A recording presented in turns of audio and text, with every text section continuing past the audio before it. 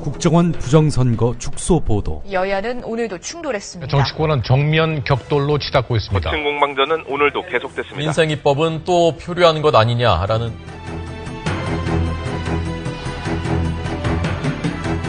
장악당한 언론은 진실로부터 멀어지고 있습니다. 낙담하지 마십시오. 국민TV가 이제 날개짓을 하려고 합니다.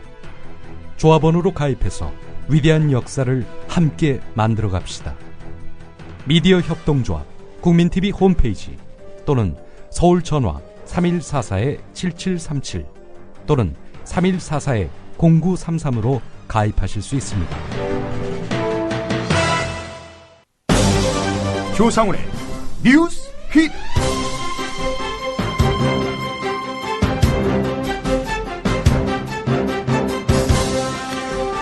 조명균 전 청와대 안보정책 비서관이 노무현 전 대통령의 지시로 청와대 문서관리 시스템에서 정상회담 회의록을 삭제했다는 취지로 검찰에 진술했다.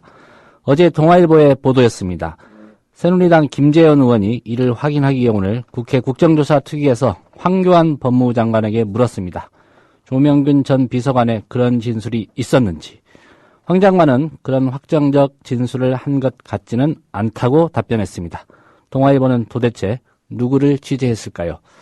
7월 24일 수요일 뉴스피드 김희지 아나운서의 지금 뉴스 톱7으로 시작하겠습니다.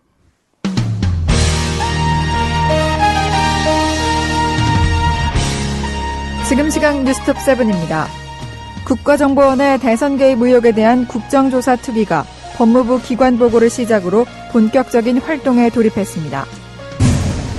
광동제약 창업주인 78살 최수부 회장이 강원도 평창의 한 골프장 라커룸에서 숨진 채 발견됐습니다. 경찰은 유족과 일행 등을 상대로 정확한 경위와 사인을 조사하고 있습니다. 검찰은 어제 시중은행 여러 곳을 압수수색해 전두환 씨 일가 소유의 은행 대여금고 7개를 발견해 압수했습니다. 금고 안에는 통장 수십 개와 귀금속이 들어있던 것으로 확인됐습니다. 이명박 정부의 4대강 사업 이후 낙동강 전역에 녹조 현상이 심각해진 것으로 나타났습니다. 부산지검 동부지청 원전비리 수사단은 원전 용수처리 업체로부터 돈을 받은 혐의로 김종신 한국수력원자력 전 사장을 구속 기소했습니다. 지금 시각 뉴스톱7을 마칩니다.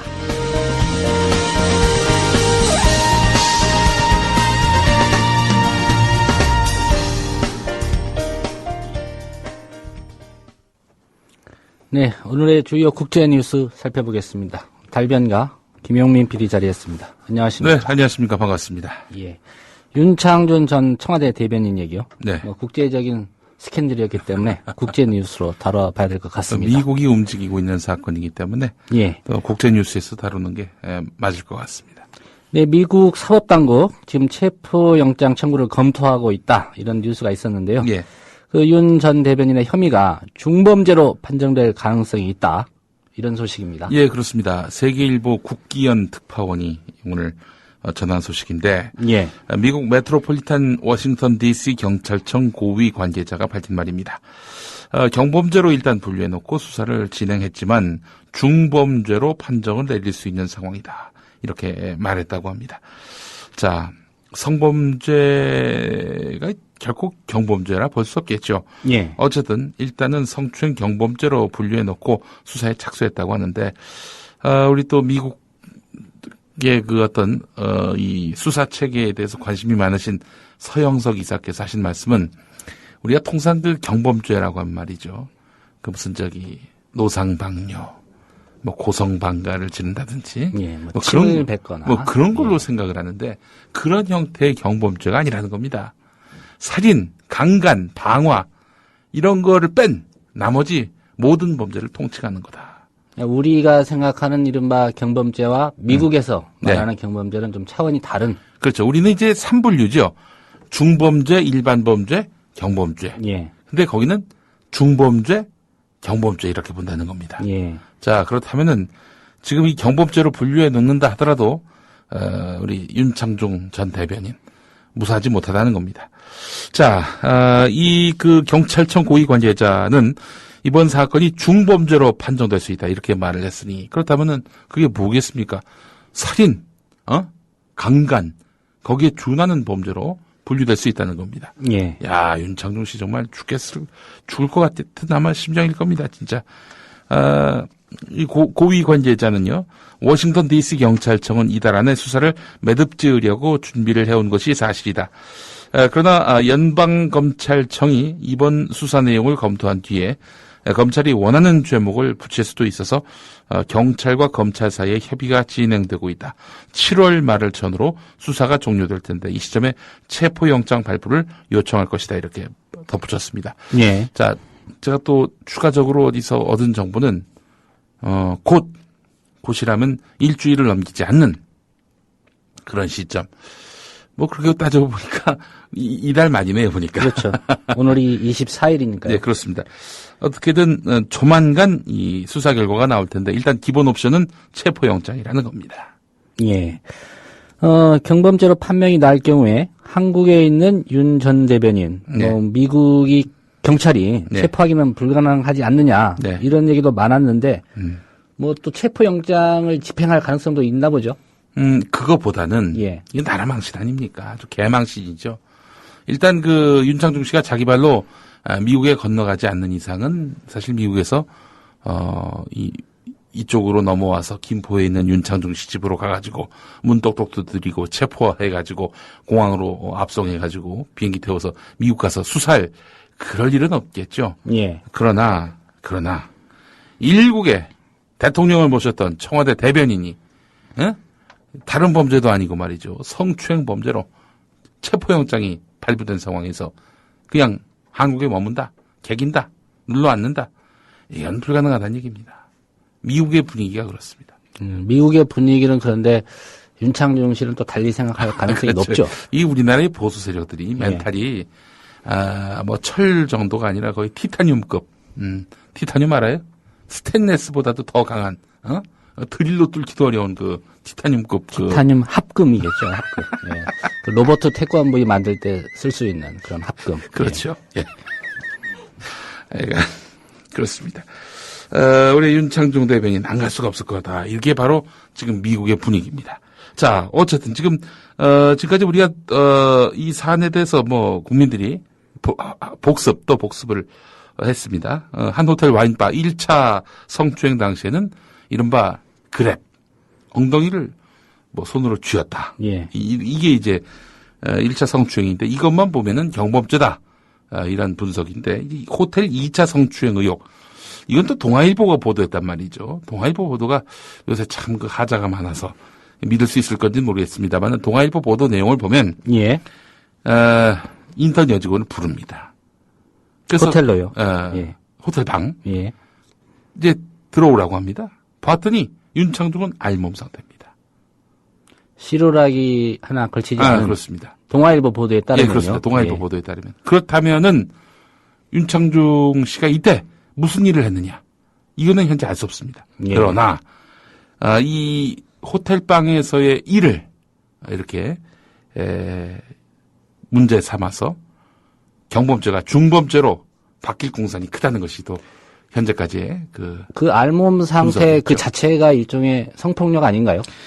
이게 어떤 부분이 있냐면 성추행, 강간 미수가 예. 이제 될 수 있다는 거는 이 밀폐된 공간이어야 한다는 거죠. 방에 들어와서 문을 잠근 상태에서 알몸이었다.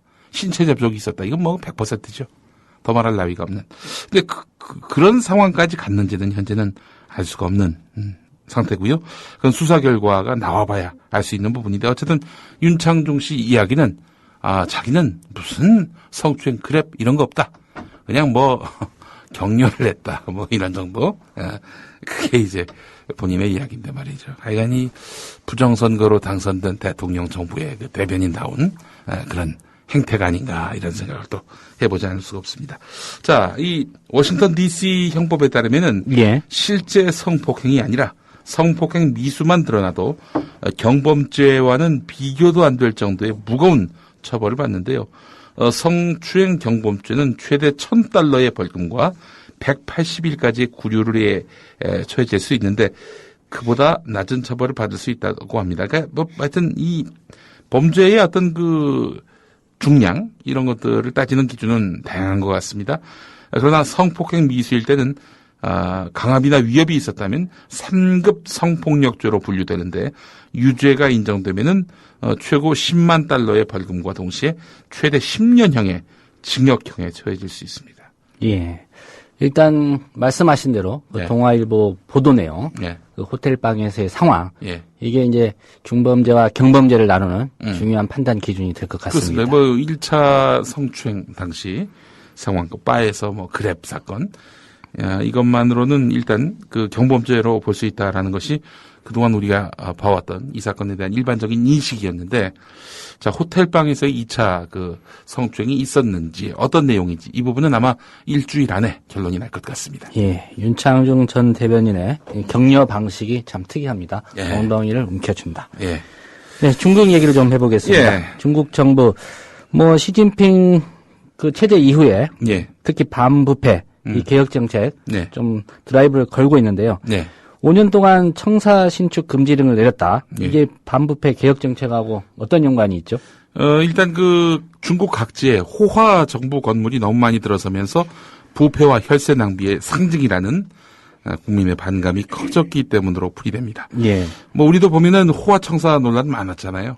뭐 성남시, 용인시 대표적이었는데. 김용민 PD 사는 그 용인 시청. 예, 그렇습니다. 아주 큽니다. 어마어마합니다. 거기서는 뭐 진짜 뭐 거의 축구장을 지어도, 축구장이 뭡니까? 거의 뭐 골프장 규모의 그런 어마어마한 건물입니다. 뭐 서울의 구청들도 마찬가지고요. 근데 서울구청이 어디도 여기는 비길 수가 없을 정도로 어마어마하게 큽니다. 그렇다면은 그 시청에 사람들도 바글바글하냐? 그렇지도 않아요. 썰렁합니다. 자, 어쨌든 이렇게 일단 지을 때는 화끈하게 크게 지어야 한다. 이런 심리를 중국도 가졌던 모양이죠. 예.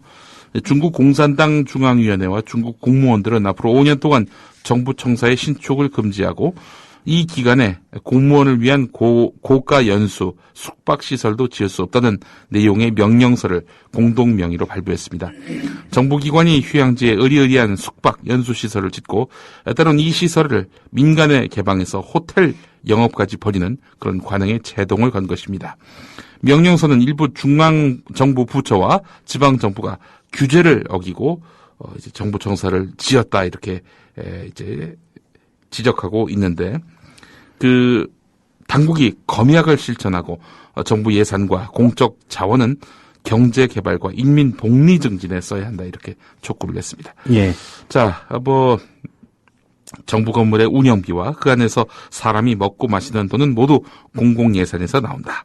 호화 청사는 부패인 만큼 5년 신축 금지령은 중요한 조치다. 이렇게 중국 사회과학원의 한 연구원이 AP통신과의 인터뷰에서 밝혔는데 아마 아이디어가 여기서 나온 것 같습니다. 예. 예. 백악관 그리고 공화당 미국 내 불법 체류자 1,100만 명이나 되는군요. 예. 시민권을 부여하는 그 이민법 개혁안을 놓고 예. 정면 충돌 양상을 보이고 있습니다. 사실 제 친구 한 명도 지금 미국에 불법 체류하고 있습니다. 신원을 밝히기는 곤란하겠군요. 예. 글쎄요, 윤창중은 아닙니다. 예. 이름이.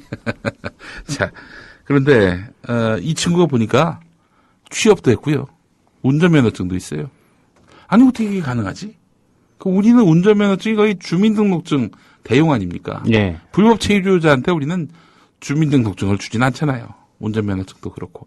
근데 미국은 그렇습니다. 사실 그럴 수밖에 없는 게 또 이런 불법 체류자들이 어쩔 수 없이 눈 감을 수밖에 없는 그런 구조적인 문제도 있는 거죠. 만약에 이런 분들 다 내쫓으면은 어떻게 공장 돌리고 또 이런 이른바 3D 업종에서 일을 하겠습니까? 이게 우리나라에서도 마찬가지인 거죠. 네, 저도 미국 출장을 여러 번 가봤었는데 예. 이런 제보를 한번 받은 적이 있어요. 예. 그 영주권을 얻기 위해서 예. 노숙인들, 예. 미국 국적의 노숙인들하고 예. 이제 결혼을 하는 그런 사례가 많다. 예. 그럴 수 있겠네요. 예. 그리고 미국인하고 결혼한 거니까. 예. 그래서 이제 오바마 대통령이 대개혁을 추진을 했습니다. 불법 체류자 1,100만 명. 사실상 미국 시민인데, 언제까지 이 사람들 도망다니는 신세계로 내버려 둬야 하느냐. 대사면을 해서 시민권을 부여하자. 이런 개혁을 이제 추진하려고 했는데, 그래서 이제 한국계 23만 명. 아마 제 친구도 여기 포함될 겁니다. 예. 23만 분의 1이군요. 예, 그렇습니다. 23만 명을 비롯한 이 정도면 거의 뭐 춘천시 인구에 준하는 그런 인구인데 이런 그 불법 체류자들의 그 희망도 위기를 맞고 있는 셈입니다. 공화당이 이렇게 딴죽을 걸고 있어요. 워싱턴 DC 의사당 인근 레이번 그 빌딩에서 이민법 개혁안 청문회를 공화당 하원 법사위원회가 열었는데 예. 서류 미비 불법 체류자들 중에서 어린이와 청소년에 한해서 시민권을 허용하는 방안을 논의했습니다. 어린이와 청소년이 무슨 죄가 있냐 뭐 이런 거죠. 문제인식은. 자, 근데 1100만 명 불법 체류자 대부분에게 시민권을 단계적으로 부여하는 오바마 행정부의 포괄적 이민법 개혁안과는 상당한 차이가 있는 내용입니다.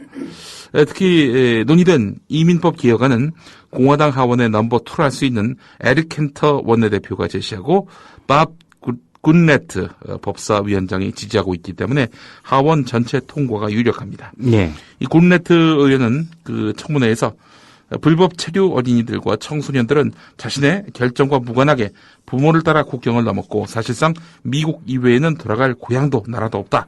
이러면서 시민권을 불법 체류 어린이와 청소년들에게 부여하는 법안이 필요하다 이렇게 말을 했는데 일단 공화당 지도부는 8월 여름 휴회를 마치고 9월에 이민법 개혁안을 통과시킬 계획인 것으로 알려졌습니다. 예, 부모들은 돌려보내고 어린이 청소년들만 남으면 무슨 의미가 있을지 좀 의문인데요. 도대체 뭐 이런 발상이 다 있는지 모르겠습니다. 백악관이 공화당을 즉각 좀 비판하고 나섰습니다. 이게 전 세계적으로 이 보수 정당들은요. 예. 하나는 알고 둘은 몰라요. 반대를 위한 반대만 펼치는 겁니다. 우리나라 보수 정치 세력도 보세요. 가난한 사람들에게만 무상급식 해야 된다. 아니 그러면은 가난한 사람, 부자인 사람 어떻게 그걸 구분을 지어? 구분을 지을 거 아니에요. 그러면 결국에는 무상급식하는 애들은 가난한 애들이다. 이렇게 심리적 낙인을 받게 되는데 그 아이들이 받게 될 상처 같은 것들은 관심이 없는 거야. 오로지 그냥 맞아서 야당, 민주당이 하면은 반대만 하면 그게 제대로 된 정치를 하는 거라고 판단하는. 이렇게 참 야가 빠지다 못해 못돼 먹은 이런 행태들. 미국도 예외는 아닌 것 같습니다. 자, 댄 파이터 백악관 선임 고문은 트위터에 올린 글에서 공화당 법안은 부모들을 강제 추방시켜서 시민권을 부여받은 어린이와 청소년들을 줄이는 방안이라면서 불법 체류자들에 대한 잔인한 위선에 불과하다라면서 직격탄을 날렸습니다. 예. 굿네트 의원이 이에 대해서 또 한마디 했는데 공화당의 생각은 이민법 개혁안을 다루면서 한 걸음씩 나가자는 것이라면서 청문회에서 그 설명을 했지만은 백악관을 이해시키지는 못했습니다. 자, 민주당이 다수당인 상원은 지난 6월 28일 오바마 행정부의 포괄적 이민법 개혁안을 통과시켰는데요. 이민법 개혁안이 발효될 경우 2023년까지 3.3%의 경제 성장이 유지되고 향후 20년 동안 연방정부 재정 적자가 8,500억 달러 감소한다고 주장하면서 공화당을 압박하고 있습니다. 하여간 이렇게 사람에게 이 선의를 베푸는 그런 정책이 결국에는 좋은 그 시효로 돌아온다는 것을 알면서도 반대하는 거죠. 예. 저는 그렇다고 봅니다. 예. 어쨌든 공화당보다는 백악관의 그 논리가 좀 네. 설득력이 있어 보입니다. 그렇습니다. 네. 김용민 PD였습니다.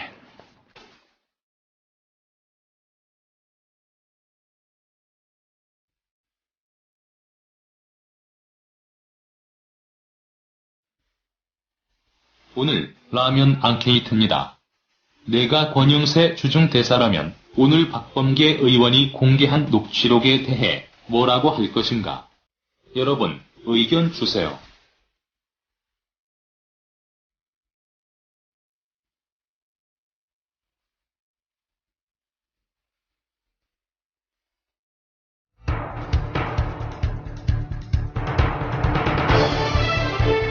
지금 여러분께서는 조상훈 기자가 진행하는 국민 TV 라디오 시사 프로그램 조상훈의 뉴스피드와 함께하고 계십니다.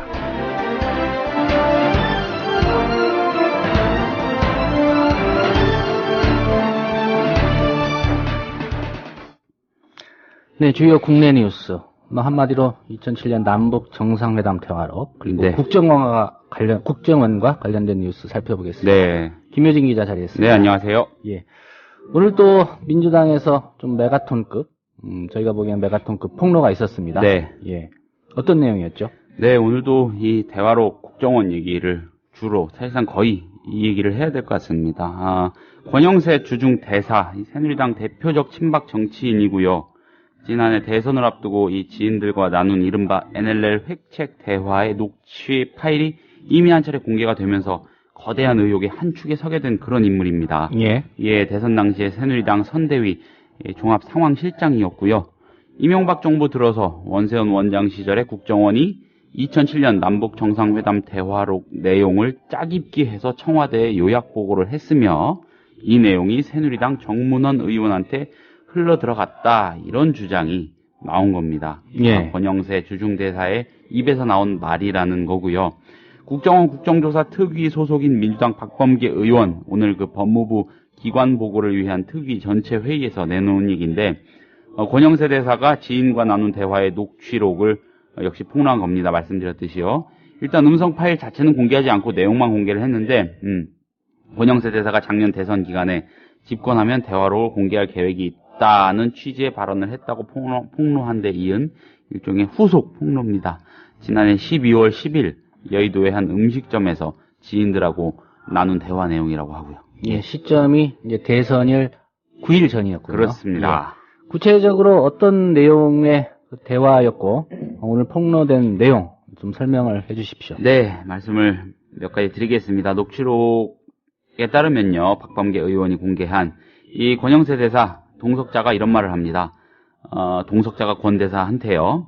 지난달에 월간조선 조갑재 대표가 그걸 본 사람들 얘기를 들어가지고 그거라면은 대화록이겠죠. 예. 본 사람들 얘기를 들어가지고 그걸 읽어본 사람들이 땅을 쳤다 그래요. 뭐 이렇게 말을 했답니다.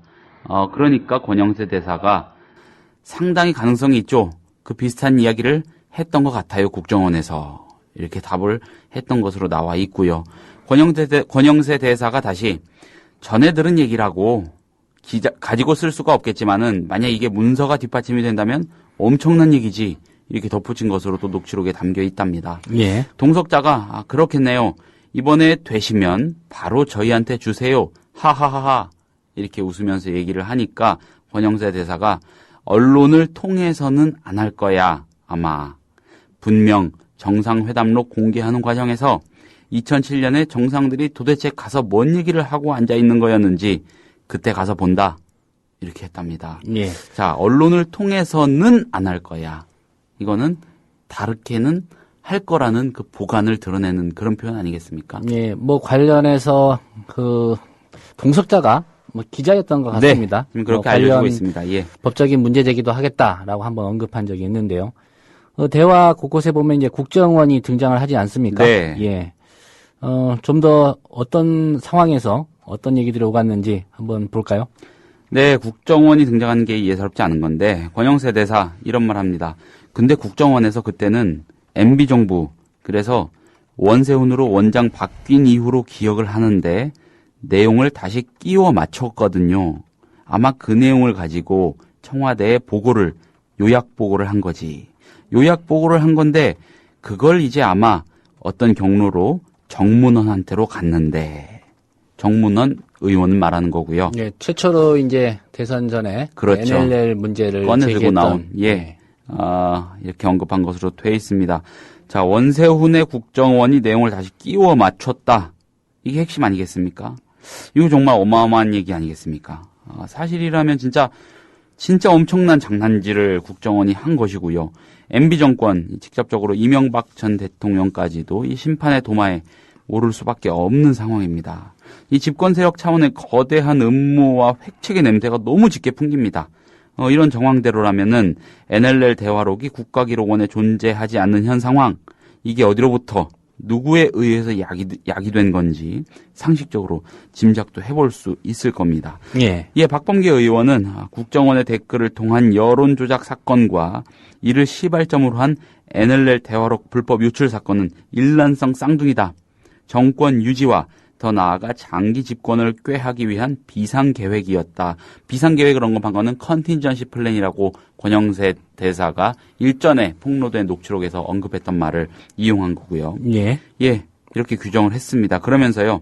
비상계획에는 집권 후에도 유력한 수권 정당을 적으로 돌리는 민주주의 파괴 공작 행위, 장기 집권 획책 시나리오가 있었다. 이쯤 되면은 비상계획 플랜 시나리오 공화국이다. 이런 말도 했습니다. 예.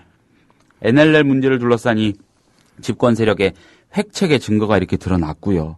김무성 의원, 사실상 새누리당의 대선 캠프를 총괄 지휘하던 김무성 의원이 대선 때 대체 어디에서 확보했는지 모를 이 대화록 일부 내용을 아예 대중 유세에서 읊어대는 이 중대한 부정행위가 확인이 이미 됐습니다. 이거하고 연결이 되는 것 같습니다. 지난해 대선 과연 이대로 인정을 해야 하는 건지 정말 모르겠고요.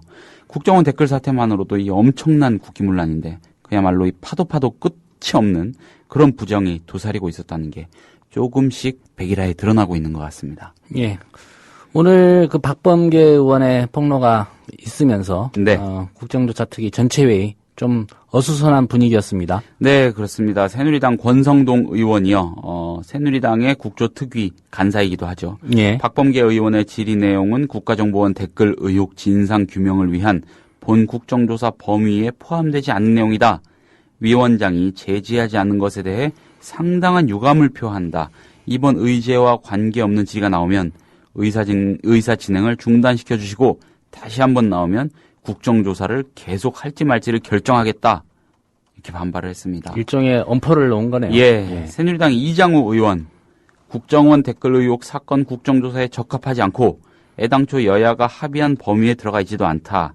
위원장은 범위 내에서 질의토록 제지를 해주시고 그렇지 않으면 논의가 진행돼서는 안 된다. 이렇게 목소리 높였습니다. 글쎄요. 꼭 이런 상황에만 이 절차적 정의에 집착하는 모습 오히려 국민의 화만 키울 거란 생각이 들고요. 언제부터 새누리당이 이렇게 절차적 정의에 대한 결벽성을 보였는지 참 궁금한 일입니다. 꼭 이런 때만 그런 모습을 보입니다. 예. 그리고 자신들한테 불리한 내용이 흘러나오니까 국조를 한다 안 한다. 이런 식으로 으름장 놓는 이런 태도야말로 진짜 국민들은 유감입니다. 이게 장난도 아니고요.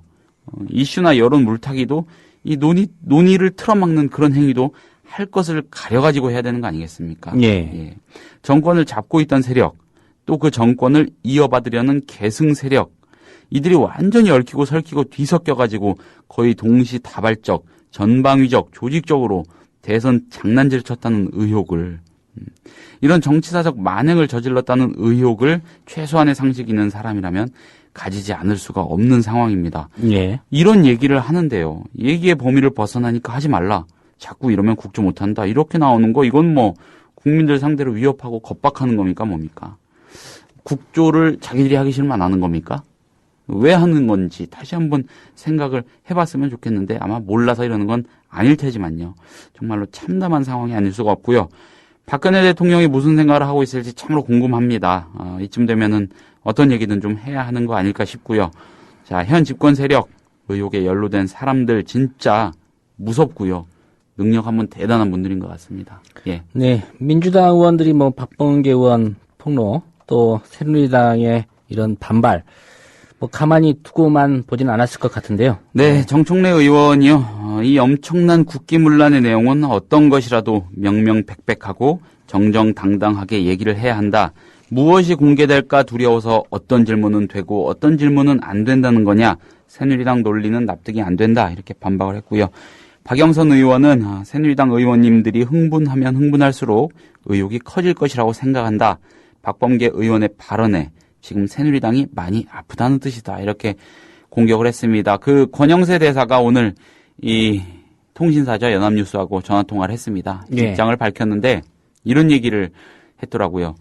없는 내용을 보태거나 원뜻을 왜곡시키는 등의 비열한 조작을 하지 말라. 글쎄요. 없는 내용을 박범계 의원이 막 지어내서 놓은 것 같지는 않은데요. 예. 국정원이 짜깁기를 해서 보고를 했다. 그게 정문원한테 들어갔다. 뭐 이런 얘기들. 그리고 어떤 식으로든 언론을 통하진 않지만 어떤 식으로든 공개를 하긴 할 거라고 생각할 수밖에 없는 그 표현. 그 자체. 뭐 이 이상도 이하도 아니죠. 우린 지금 그걸 보고 얘기하는 거고 많은 국민은 그걸 보고 의심하는 겁니다. 그런데 예. 무슨 비열한 조작을 하지 말라고 반박을 하는 건지 모르겠습니다. 자, 이런 얘기도 했어요. 국정원이 대화록 내용을 풀어서 청와대에 보고했다는 얘기를 다른 곳에서 들은 대로 전한 것일 뿐이다. 글쎄요, 짜깁기라는 표현까지 했는데, 다시 끼워 맞췄다는 표현까지 했는데, 이게 이렇게 의역이 되는 건가요? 만약 기자와의 식사 자리에서 국정원이 대화록 내용을 조작했다는 얘기를 했다면 기자가 기사화하지 않고 그대로 있었겠느냐? 민주당이 정확하지도 않은 내용을 갖고 덧붙여서 조작하고 있다. 이렇게 비판을 했는데 이거는 기자들에 대해서 모르거나 모른 척하고 하는 얘기죠. 기자들이 듣는다고 다 쓰는 거 아닙니다. 예, 끝까지 같이 갈 사람이다. 이렇게 보면은 밸류에이션을 자기도 나름대로 하지 않겠습니까? 예. 이거는 완전히 눈 가리고 아웅하는 얘기고요. 이건 변명이 될 수가 없습니다. 자, 언론을 통해서는 공개하지 않을 것이라고 한 것은 대화록을 갖고 있어서 한 얘기가 아니라 워낙 큰 문제이기 때문에 누가 구하든 특정 언론사에 특종을 주는 방식으로 공개하지 않을 것이라는 의미였다고 해명을 했다는데 글쎄요. 진짜 궁금하고 정말 묻고 싶습니다. 이게 자기가 내용을 보태거나 원뜻을 왜곡시키는 등의 비열한 조작을 하지 말라고 했는데 뭐가 왜곡이고 뭐가 이 비열한 조작인지 이 앞뒤 관계를 굉장히 궁금하게 생각하는 국민이 많은데 이런 말을 하니까 답답하고 좀 당황스럽습니다. 예. 네, 진실을 밝히기 위해서는 또 권영세 주중대사 입장에서도 이게 조작이다 이런 주장이라면 차제에 국정조사특위 증인으로 채택을 해서 네. 진실을 가려보면 될 것 같습니다. 물론입니다. 예. 예. 전두환 씨 관련 소식 짧게 하나 살펴볼까요? 네, 검찰이 전두환 씨 일가의 은닉 재산으로 의심이 되는 현금성 자산을 무더기로 발견했다고 합니다. 예. 서울중앙지검 전두환 일가 미납추징금 특별환수팀이 어제 전두환 씨 대통령 일가 명의의 시중은행 대여금고 7개에서 현금성 자산을 상당액 압수했다고 오늘 밝힌 겁니다. 대여금고는 이 화폐나 유가증권, 귀금속 등등 개인의 귀중품을 은행을 통해 안전하게 보관하는 그런 소형 금고라고 하고요. 고액 자산가들이 밀집한 지역이나 시내 주요 거점에 설치가 돼 있다고 합니다. 주로 이 신용도가 높거나 자산이 많은 고객만을 대상으로 대여금고가 운용되는 점을 감안을 할 때 전두환 씨 측이 고액 예금을 은행에 예치해놓고 관리했을 것으로 추정을 할 수가 있다는 거죠. 예. 예, 다만 이 전두환 씨 대통령의 처남 이창석 씨 등의 명의로 된 대여금고는 있었지만은 전두환 씨나 부인 이순자 씨 명의로 된 그런 금고는 명확하게는 없었다고 합니다. 검찰은 은행 관계자 등이 입회한 가운데 압수수색 영장을 집행을 했다고 하고요. 대여금고에서는 고액이 입금된 예금 통장 50여 개와 금, 다이아몬드 등등 고가의 귀금속 40여 점이 발견됐습니다. 자금 흐름을 유추할 수 있는 이 송금 자료도 보관이 돼 있어서 압수했다고 합니다. 예. 네, 김효진 기자 수고하셨습니다. 감사합니다. 국민TV 라디오가 6월 3일 새롭게 단장했습니다. 방송 시간을 6시간 더 늘려 오전 6시부터 밤 12시까지 하루 18시간 여러분 곁을 찾아갑니다. 또한 하루 총 5번의 정시 뉴스와 아침 저녁 와이드 시사 프로그램을 편성해 공정보도 방송에 기틀을 세웠습니다. 멘붕의 시대, 국민에게 희망을 주는 방송 국민TV 라디오, 여러분의 많은 애청 바랍니다.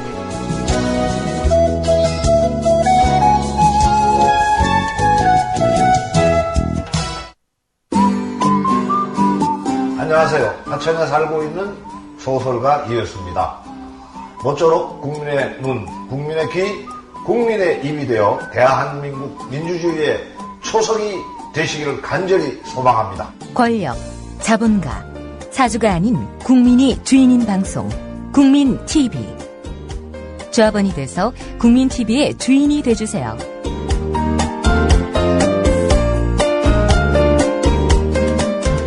포털 사이트에서 미디어 협동조합 국민TV를 검색하세요. 국민TV 화이팅!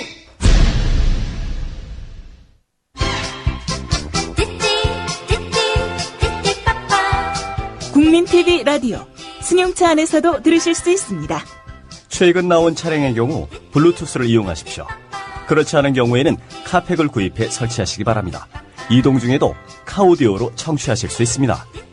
데이터 무제한 서비스를 이용하시면 분량에 관계없이 만나실 수 있습니다. 자세한 문의는 국민TV 라디오 게시판을 이용하세요. 네, 라면 앙케이트 소개해드리겠습니다. 오늘 라면은 권영세 라면이었습니다. 내가 권영세 주중 대사라면 오늘 박범계 의원이 공개한 녹취록에 대해 뭐라고 할까였는데요. 몇 분이 의견 주셨습니다. 토로스님, 권영세 라면 2탄, 3탄 더 있으니까 조금 더 기다려봐. 메일로 보내줄게. 이렇게 의견 주셨고요. 안 바쁜 벌꿀님, 나는 모른다. 진짜 원세훈이 그렇게 할지는 몰랐다라고 할 겁니다. 세인트 모글리님, 만일 권영세라면 주중대사 그만두고 중국에 귀화 신청한다. 한국에 돌아오면 답이 없으므로. 찌잘찌다님, 들켜버렸네. 알았어. 청와대에 말할게. 국민께 다 털어놓고 포기합시다라고. 예, 몇 분이 의견 주셨는데요. 의견 주신 분들 모두 고맙습니다.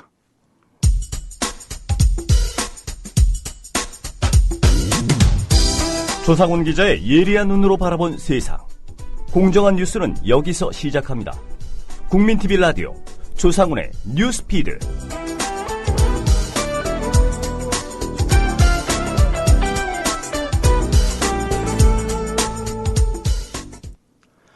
네, 정부가 지상파 방송사의 시설을 주요 정보통신 기반 시설로 지정하려는 계획에 대해 해당 방송사들과 언론 관련 단체들이 국가기관에 의한 언론 사찰이다. 이렇게 거세게 반발하고 있습니다. 네, 전국 언론노동조합 이경호 수석 부위원장 전화 연결해서 어떤 사안인지 한번 들어보겠습니다. 이 부위원장님 안녕하십니까? 네, 안녕하십니까. 이경호입니다. 예. 정부가 언론사인 지상파 방송사를 주요 정보통신 기반 시설로 지정한다는 것. 이게 어떤 의도가 있을까요? 예, 현재 미래창조과학부가 주도를 하고 있는데요. 예. 미래창조과학부가 설명하는 이제 정보통신 기반 보호제도는 이제 국가 기반 시설로 지상파 방송사를 정해서 이것에 대한 해킹 시도 이제 그 외부로부터의 그 정보 침해 이런 것들을 좀 막겠다 이런 얘기입니다. 지난 3월에 아시다시피 KBS나 YTN, MBC 등에서 해킹 시도가 있었지 않습니까? 예. 그래서 약간 문제가 있었고요. 그것 때문에 그런지 모르지만 어쨌든 그 이후에 이런 문제들을 정부가 나서서 좀 관리해주겠다 이런 얘기 같습니다. 예. 그 정부가 주요 정보통신 기반 시설로 지정을 계획하고 있는 방송사 어디입니까? 예, 현재 KBS, MBC, SBS, EBS인데요. 예. 이게 기준이 뭔지 모르겠습니다. 이제 지상파 방송이 포함시킨 것 같은데 교육 방송인 EBS는 왜 포함시켰는지 모르겠고 또 KBS, MBC는 공영방송인데 SBS는 민영방송 아닙니까? 거긴 그렇죠. 또 왜 포함시켰는지 모르겠고 또 이렇게 지상파라고 하면 뭉뚱그린다면 지역 민영방송들도 있는데 거긴 또 제외됐고 기준이 저도 잘 모르겠습니다. 예, 어쨌든 4개의 방송사를 지금 대상으로 하고 있다 이 말씀이죠. 네, 그렇습니다. 네, 해당 방송사와 언론노조 그 정부 계획에 반대하는 이유가 뭡니까?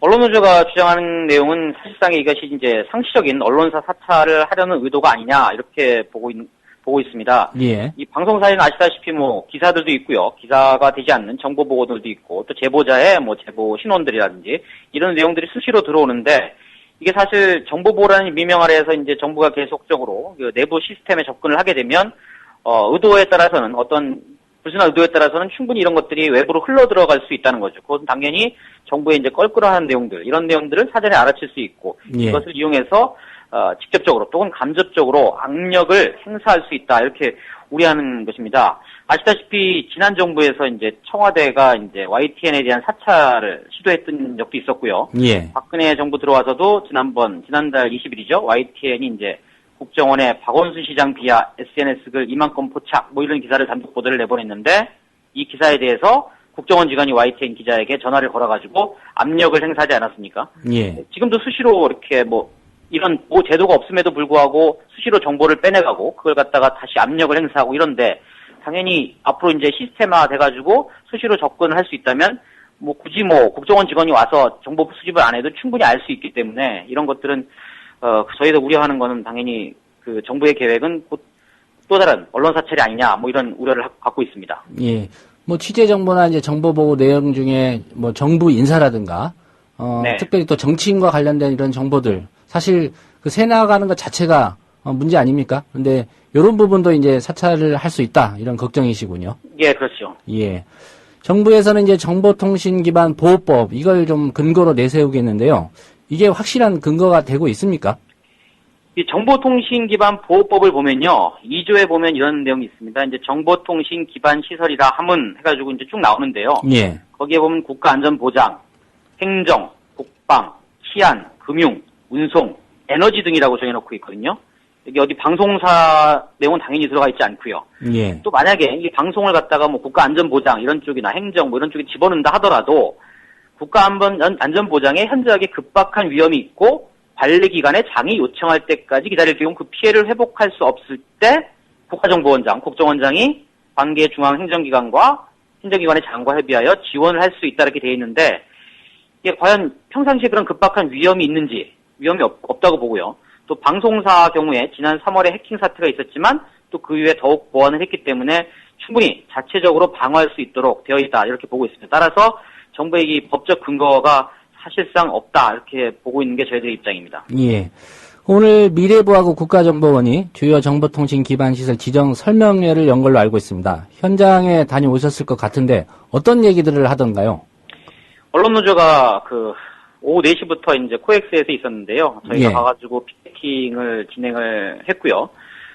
앞서 이제 보통 일반적으로 이런 설명회가 있으면 언론사 취재 같은 것들은 허용을 하는데 이번에는 어떤 미래창조과학부가 떳떳하지 못했든지 자신들 슬쩍 뒤로 빠지고 한국인터넷진흥원에다가 이제 설명회들을 주관하도록 했거든요. 예, 대행을 맡겼군요. 예, 그렇죠. 시작하면서 취재를 불하겠다 이러니까 저희가 아니라 이제 방송사에서 참여한 그 관계자들이 이런 게 어딨냐라고 하면서 이제 항의를 하면서 퇴장을 했고요. 그래서 저희도 이제 이후에 나왔는데 방송사 관계자들 빼고 나머지 일부 참석자들과 같이 파행적으로 진행이 된 걸로 알고 있습니다. 예. 어제는 이제 언론노조뿐만 아니라 한국방송협회 정보통신 기반 시설 지정 반대 성명서를 내지 않았습니까? 예, 일단 네. 언론노조가 낸 성명서 주요 내용이 무엇이죠?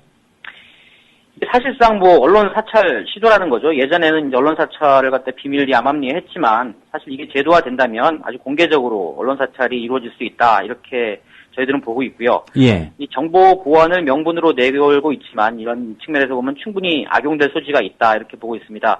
또 정부 측에서는 주요 선진국들에서도 이런 걸 하고 있다라고 하는데 이 정보 설명회 자료를 봐도 이게 미국이나 일본, 캐나다, 영국 이런데 어느 것도 사실 이 방송사 미디어를 갖다가 이쪽에 대상에 포함시키지 않고 있거든요. 예. 이게 정부에서는 독일이나 프랑스는 미디어가 이제 보호 대상에 포함되어 있다라고 얘기하는데 사실 독일이나 프랑스가 언론사 사찰을 했다 얘기는 들어보지 못했기 때문에 이게 정부에서 내세운 근거라는 게 참 미약하고 저희들이 따라서 이 부분에 대해서는 하루빨리 정부가 이 헛된 시도를 중단했으면 좋겠다라는 게 저희들의 입장입니다. 예.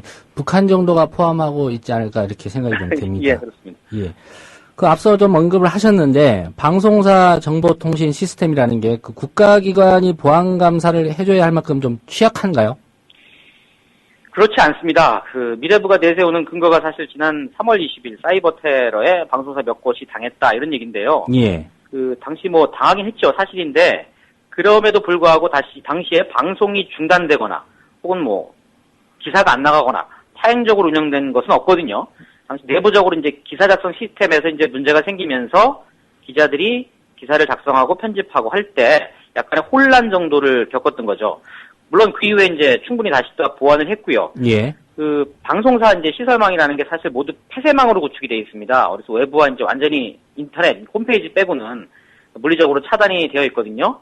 그래서 직원들도 사실 외부에서 이제 사내 인트라넷에 접속을 하려면 매번 비밀번호를 새롭게 부여받도록 이렇게 되어 있거든요. 그래서 사실 방송사 같은 경우 정부가 이렇게 걱정 안 해줘도 충분히 알아서 충분히 보안 대책을 세우고 있기 때문에 보안 감사를 굳이 부탁하지도 않고 사측도 저희 언론노조만이 아니라 방송사 사측 역시 그만큼 충분히 대책을 하고 있기 때문에 보완이 필요하지 않다 이런 입장을 갖고 있는 것으로 알고 있습니다. 예. 다른 측면의 질문을 좀 드리겠습니다. 국민들 입장에서는 방송사들 이미 정부의 손아귀에 장악된 상태 아니냐. 근데 여기서 더 간다고 뭐가 문제가 되겠느냐. 이런 생각도 좀 가질 법한데 어떠신가요? 동의를 하는데요. 하지만 그렇다고 이렇게 무턱대고 손 놓고 있을 수는 없지 않겠냐 이런 입장입니다. 미력하나마 하여튼 최대한 거대한 흐름들, 이런 정부의 언론사 장악 시도에 대한 저대한 흐름들을 미력하나마 최대한 막으려고 노력하는 거죠. 이 성과가 있을지 없을지 모르겠지만 최대한 노력한다는 게 저희 입장이고요.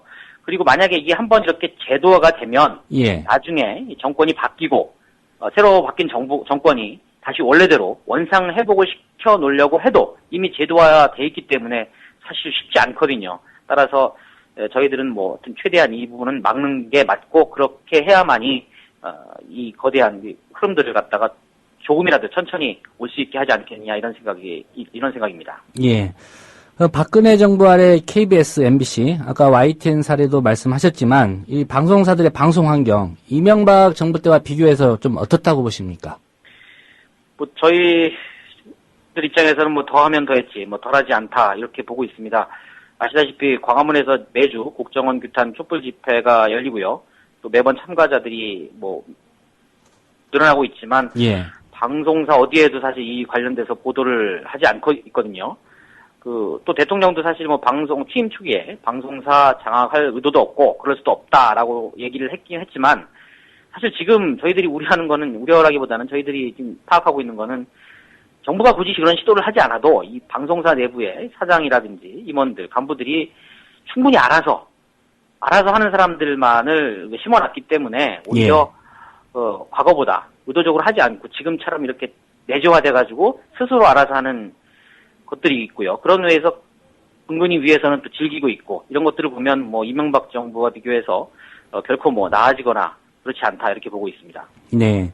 이번 사례에 대해서는 경영진 그리고 또 언론 노조를 포함한 노조도 모처럼 좀 의기투합해서 같이 대응을 하고 있는 분위기인데요.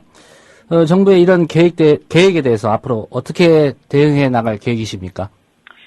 예, 언론노조는 사실 방송의 공공성과 독립성, 또는 수시로 시청자들로부터 들어오는 제보들이라든지, 내부 고발, 이런 것들이,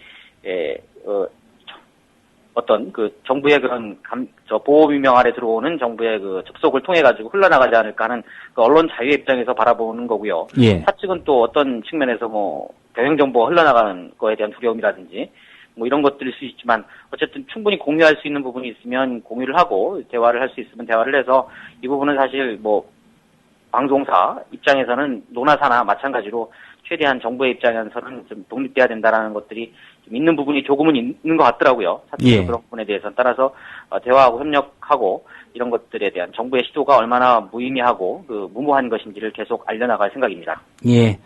국민들도 이런 상황이 전개된다면 또 피해자가 될 수도 있을 것 같습니다. 국민들의 지지도 받을 수 있도록 잘 준비를 하시면 될 것 같습니다. 오늘 말씀 고맙습니다. 예, 감사합니다.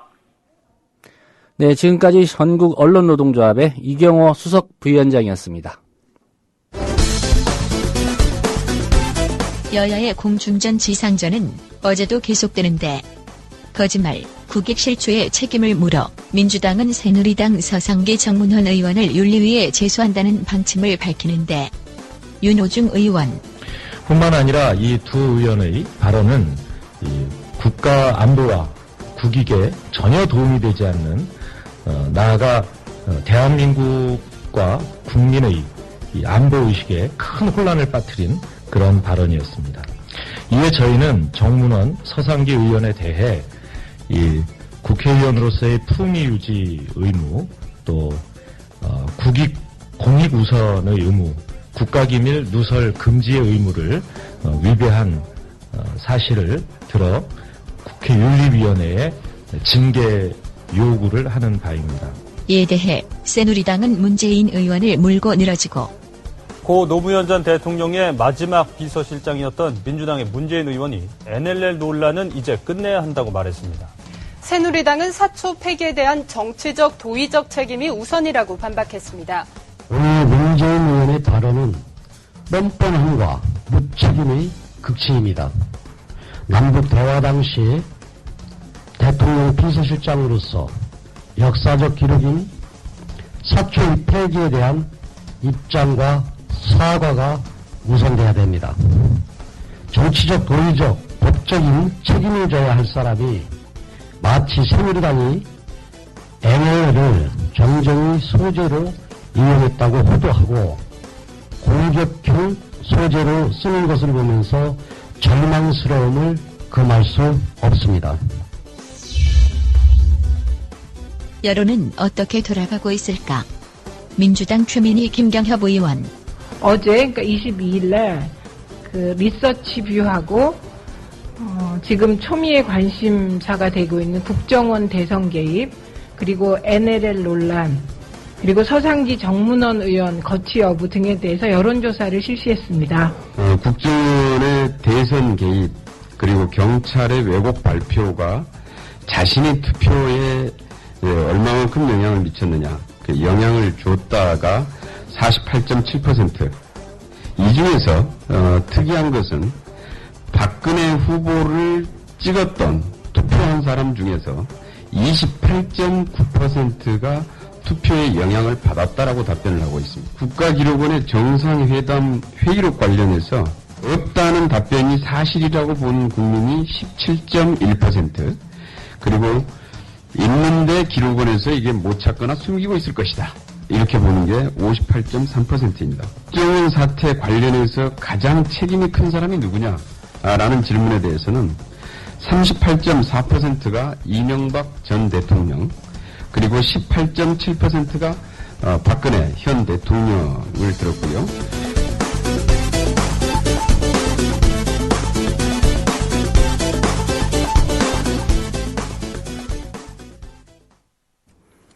네, 박성재 PD와 함께 오늘 네티즌들이 주목한 기사 살펴보겠습니다. 안녕하십니까? 네, 안녕하십니까? 네, 경찰 정복을 입고 경찰 행사를 해오던 30대 남성, 진짜 경찰에 붙잡혔다고요? 네, 이 남성은 경찰 유니폼을 입고 심야 교통정리를 한 뒤 노점상에게 공짜 밥을 얻어먹는 등 이른바 경찰 코스프레를 해오다 잡혔는데요. 검거 당시에도 교통정리를 하고 있었다고 합니다. 예, 행위로만 본다면 네. 좀 좋은 일을 하긴 했네요. 예. 그렇지 않습니다. 서울 서초경찰서는 심야 시간대 강남 유흥가 일대에서 교통정리를 하다가 취객을 상대로 지갑을 훔치려 들거나 노점상에게 수차례 밥을 얻어먹은 혐의로 전모 씨에 대해 구속영장을 신청했는데요. 예. 경찰에 따르면 전 씨는 지난 6월부터 7월 22일까지 강남구 서초구 일대의 유흥가를 경찰관 복장을 한 채 돌아다니며 교통법규 위반 차량에게 호각을 불어 정지시키고 노모 씨 등 노점상 4명에게 2달 동안 시가 10만 원 미만의 금품을 가로챈 혐의를 받고 있습니다. 예. 네. 경찰 조사 결과 전 씨는 이전에도 경찰을 사칭해 경찰에 붙잡히는 등 전과 15범이었으며 지난 13일 새벽에는 서초구 서초동의 한 클럽 앞에서 자체 순찰을 돌던 중 만취한 20대 남성이 쓰러지자 지갑을 훔치려고 주머니를 뒤진 사실도 드러났는데요. 노 씨 등 노점상들은 경찰에서 경찰 제복을 입고 어깨 위에 계급장도 있고 수갑, 무전기, 3단봉, 권총까지 다 차고 있어 의심하지 못했다고 말했습니다. 예. 전 씨가 노점상 4명에게 뜯어낸 금품은 열흘간 먹은 공짜밥 4만 5천 원어치, 3만 원 상당의 가방, 3천 원 상당의 우비 등이었습니다. 경찰에서 전 씨는 경찰이 되고 싶은 마음에 그랬다며 경찰옷과 장비 등은 모두 남대문 시장에서 산 것으로 총도 무전기도 다 모양만 그럴듯한 가짜라고 진술했습니다. 예. 교통정리만 했다면은 크게 문제가 되지도 않았을 것 같은데, 네. 경찰관 정복을 입고 취객의 지갑을 훔치려 했다. 네. 공짜밥을 얻어먹었다. 이런 점들이 잘못된 전과 거죠. 15범. 네. 그런데 경찰이 되고 싶었다. 말이 좀 안 되는 것 같습니다. 네. 네, 축협 임원들이 다툼을 벌이는 와중에 호신용 전기 충격기를 사용해서 좀 이게 무슨 일인가요? 네. 강진완도 추격에 따르면 지난 17일 전남 강진군 강진완도 축협 사무실에서 임원 A씨와 B씨가 업무상 말다툼을 벌이던 중 A씨가 B씨의 가슴 등에 호신용 전기 충격기를 10여 차례 사용한 것으로 알려졌는데요. 예. 이들은 최근 감사를 둘러싸고 부실 감사 등 서로 다른 의견으로 다툼을 벌이다 A씨가 허가를 받아 몸에 지니고 다니던 전기 충격기를 사용한 것으로 드러났습니다. 이번 사건은 지난 5월에 있었던 축협 이사회에서 임원 B씨가 축협 사료비 부실 대출과 일부 임원의 도덕적 해이를 지적하면서 A씨와 갈등이 빚어오다 최근 자체 감사 과정에서 같은 문제로 두 사람이 다투다가 발생했다고 하는데요. 예. 피해를 당한 B씨는 병원에서 근육괴사와 출혈 등의 증세를 보여 긴급 치료와 요양이 필요하다는 진단에 따라 입원 치료를 받고 있습니다. B 씨는 당시 전기 충격기를 맞고 순간적으로 정신을 잃을 만큼 충격이 컸지만 경찰 신고 등에 대해서는 깊이 생각해보지 않았으며 개인적인 감정은 없기 때문에 상대방이 공식적으로 사과한다면 수용을 고려해보겠다고 했습니다. 예, 전기 충격기의 그 충격이 어느 정도 되는지 혹시 아십니까? 저 맞아본 적이 없습니다. 저는 개인적으로 전 직장에서 회사에서 네. 제가 노조위원장 할 때 후신용으로 쓰라며 사서 저한테 지급을 했던 적이 있습니다. 네. 예, 그래서 제가 한번 테스트를 해봤는데 일단 충격은 어느 정도인지 모르겠지만 이 스파크가 일어나면 사람들이 깜짝 놀랍니다. 예, 성인 남성들도 겁을 내며 도망갈 정도로 아주 그 충격이 어느 정도인지는 모르겠지만 일단 스파크 나는 것만 봐도 놀랄 정도니까. 그럼 20여 차례나 했으면 이 사람 죽음까지 좀. 지금 크게 좀 다친 것 같은데 네. 예, 심할 경우에는 또 뭐 사망에 이를 수도 있는 그런 상황인 것 같습니다. 근데 이 B 씨가 정말 쿨한 사람인 것 같아요. 예. 이게 사과하면 받아준다고 하니까. 글쎄요. 네. 뭐 크게 많이 안 다친 것 같은데 두고 봐야 될 것 같고요. 네. 네, 일본 음란 만화 번역해서 배포한 60여 명이 경찰에 입건됐다고요? 네, 인천지방경찰청 사이버범죄수사대는 남모 씨 등 일본 만화 번역 편집자 36명을 아동청소년 성보호에 관한 법률 위반 혐의로 불구속 입건했습니다. 예. 남모 씨는 일본 아동 음란 만화를 번역해 인터넷에 유통시킨 블로그 모에칸을 운영해왔다고 하는데요. 모에칸은 하루 평균 2만에서 3만 명이 접속하는 등 수백만 명이 방문한 유명 블로그라고 합니다. 음란물을 다운받아 유포시킨 23명도 같은 혐의로 불구속 입건됐는데요.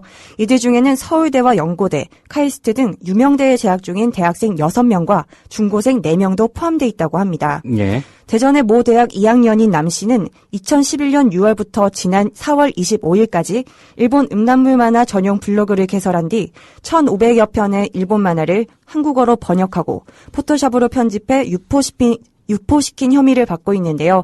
남 씨는 일본 유학생으로부터 음란 만화를 받으면 일본어에 능통한 번역자를 인터넷에서 모집한 뒤 한국어로 번역해 자신의 블로그에 올렸다고 합니다. 예. 남 씨는 경찰에서 학생 때 여학생들로부터 인기가 없어 모든 여성들이 나를 싫어한다는 열등감을 느꼈다며 대리만족을 위해 음란 블로그를 운영해왔다고 진술했습니다. 네. 뭐 일본 만화 역시 음란성이 좀 문제가 되고 있는데요. 네. 박성재 PD 일본에서 생활 많이 하시지 않았습니까? 네. 예. 일본 만화 대체로 수준이 좀 어떻습니까? 그 한국에서 유명한 짱구는 못 말려라는 만화가 있잖아요. 예. 그게 원래는 19세용이었다고 하더라고요. 성인용. 19금. 자, 우리 19금이요. 기준으로 하면 죄송합니다. 예, 19세 이하는 볼 수 없는 네. 짱구는 못 말려. 네. 만화책은 조금 야하다고 하더라고요. 예, 우리가 TV로 본 애니메이션보다 좀 수위가 높은. 네, 그런 한국에서도 짱구는 못 말려 할 때 엉덩이 부분을 하얀색으로 뭐 속옷을 입힌 영상이 나가고 하죠. 만화. 예. 네, 박성재 PD였습니다. 고생하셨습니다. 네, 감사합니다. 네, 장대 높이뛰기의 세계적인 스타죠. 미녀세 엘레나 바에바 선수가 오늘 은퇴를 선언했습니다. 뭐 갖가지 기록을 남긴 스포츠 스타의 은퇴, 뭐 시간을 거스를 수는 없는 것 같습니다. 한국의 인터넷 속도가 세계에서 가장 빠르다는 조사 결과도 보도가 됐습니다. 국가정보원의 댓글 정치, 선거 개입, 이런 인터넷 환경 덕분에 가능했을까요? 이런 인터넷 환경 제대로 이용해서 좋은 인터넷 문화 만들어가야 되겠습니다. 저희가 준비한 소식은 여기까지입니다. 지금까지 연출의 박성재 PD였고요. 저는 조상훈이었습니다. 내일 오후 6시에 다시 뵙겠습니다. 여러분 고맙습니다.